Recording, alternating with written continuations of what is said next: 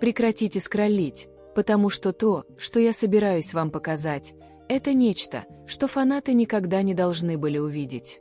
Было слито личное, отчаянное сообщение от Тэхёна Чингуку.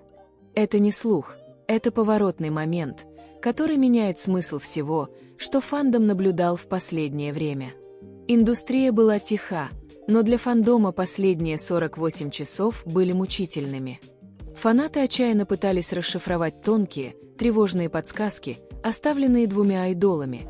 Посты Тэхёна были необычно загадочными, его недавние публичные выражения заметно более мягкими, но отстраненными, и это поведение подозрительно совпало с внезапным и полным исчезновением Чингука со всех социальных сетей.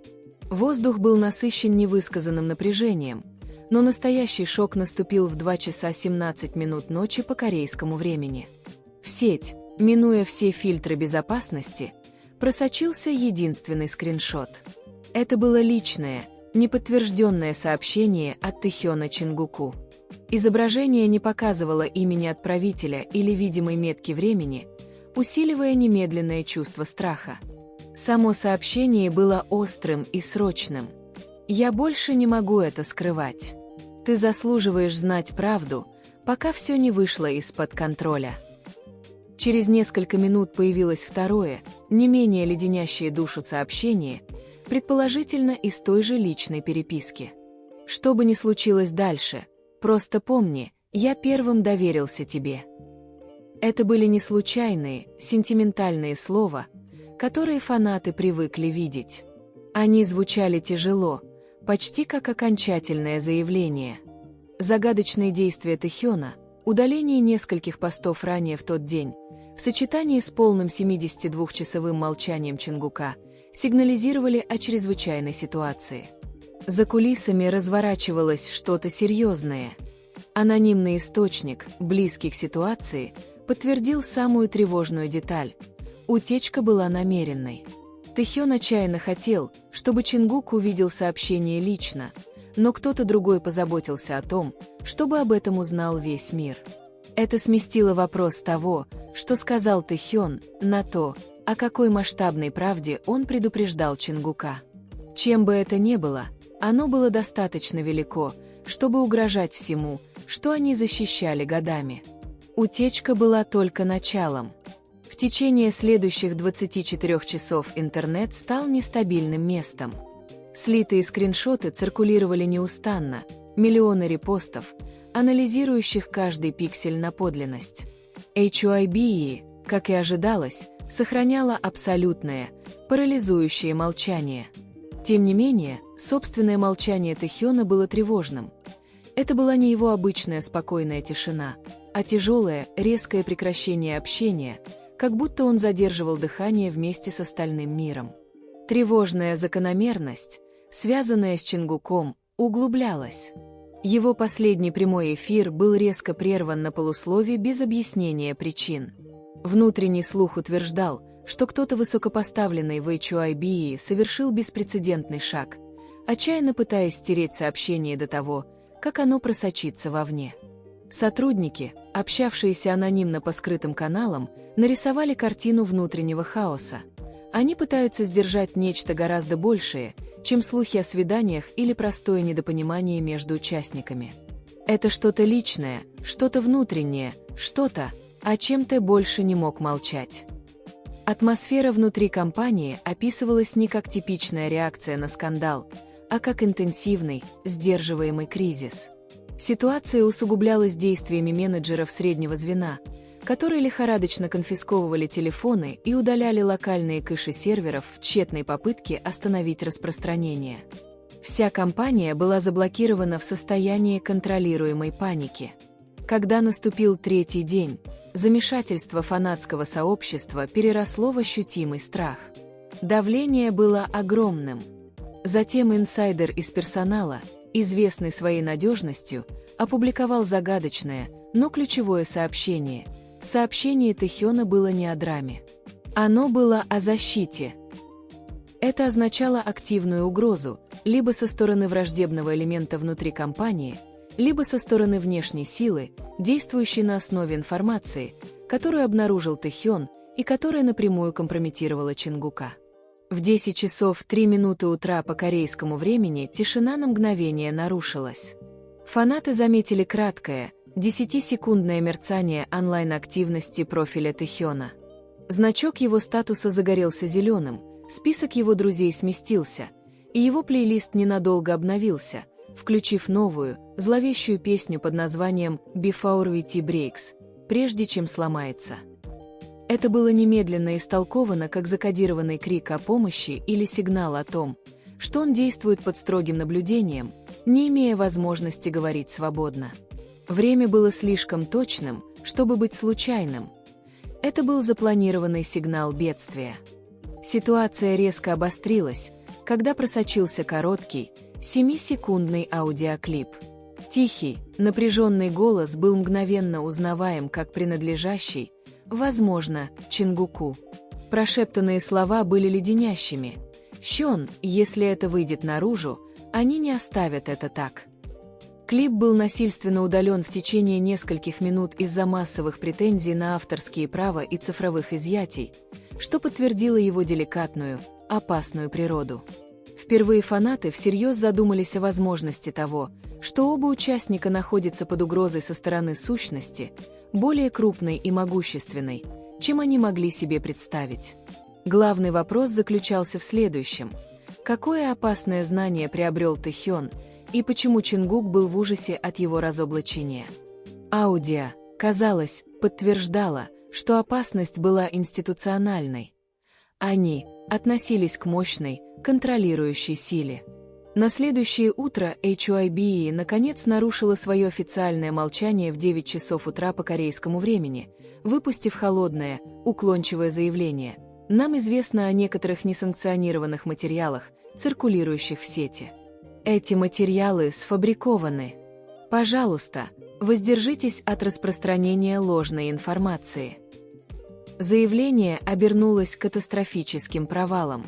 Фанаты сразу заметили вопиющие упущения.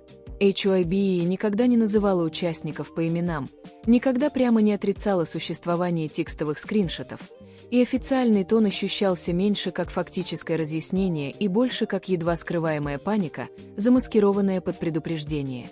Ведущий теоретик фандома резюмировал общее мнение: если бы это было действительно фейком, они бы прямо опровергли это. Они скрывают что-то реальное. Публичное опровержение лишь подтвердило подлинность личных сообщений. Коллективное расследование усилилось. Фанаты поняли, что само сообщение было не секретом, а подсказкой, сигналом бедствия. Эксперты по расшифровке в фандоме вспомнили, что Тэхён использовал точную фразу, пока все не вышло из-под контроля, в личном рукописном письме много лет назад, специально во времена, когда чувствовал себя небезопасно или когда внутренние маневры компании происходили без ведома общественности. Это был его установленный личный код неминуемой опасности. Открытие было разрушительным. Это был не единичный случай. Это была стратегия общения, которую Тэхён использовал в прошлом, чтобы сигнализировать о предательстве или угрозе, когда публичные платформы были скомпрометированы. Второе сообщение: что бы ни случилось дальше, просто помни, я первым доверился тебе, было затем пугающе переосмыслено. Это было не сентиментальное прощание. Это было сообщение разоблачителя, подтверждение предательства и утверждение доверия только к Чингуку. Теперь считалось, что Тэхён предупреждал Чингука не о своих действиях, а о скрытом плане, организованном самой HYBE, секрете, который Тэхён обнаружил первым. Агрессивные попытки HYBE подавить все упоминания этих слов в сети лишь подтвердили самые глубокие страхи фандома. Сообщение было реальным, и его смысл был опасен.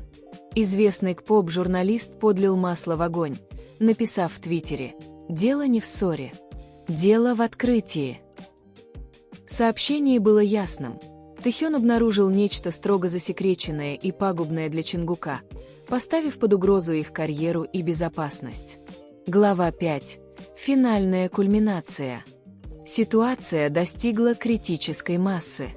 Фанаты предполагали, что открытие связано с секретным пунктом контракта, неутвержденным проектом или доказательствами финансовых злоупотреблений, которые напрямую ставили под угрозу будущее Чингука.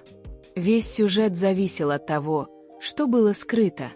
Кульминация наступила в 8 часов 12 минут вечера по корейскому времени. Была слита непроверенная, но шокирующе убедительная фотография. Два силуэта, стоящие в темном коридоре, предположительно Чингук и Тэхён. Было видно, как более высокий силуэт утешает более низкий, положив руку на плечо. Фотография была не просто доказательством их физической близости во время кризиса. Это было свидетельством их эмоционального единства. Сопровождающая подпись от анонимного источника была ужасающей.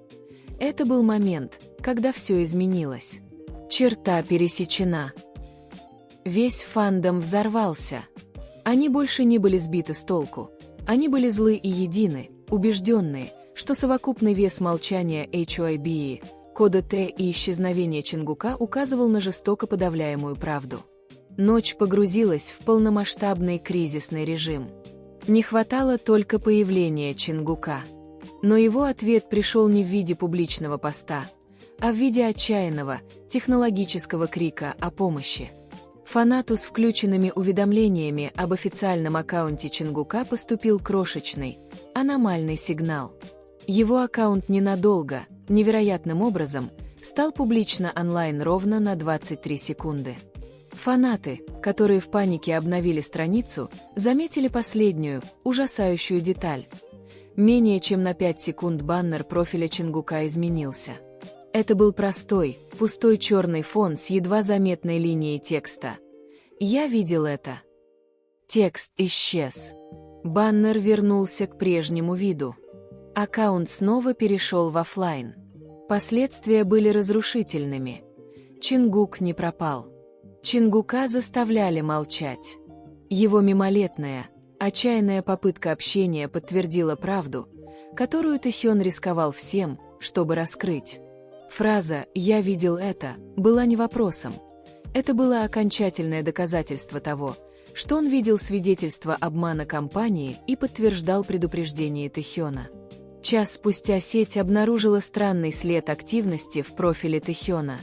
Он не публиковал постов, не обновлял ничего, не выходил в сеть.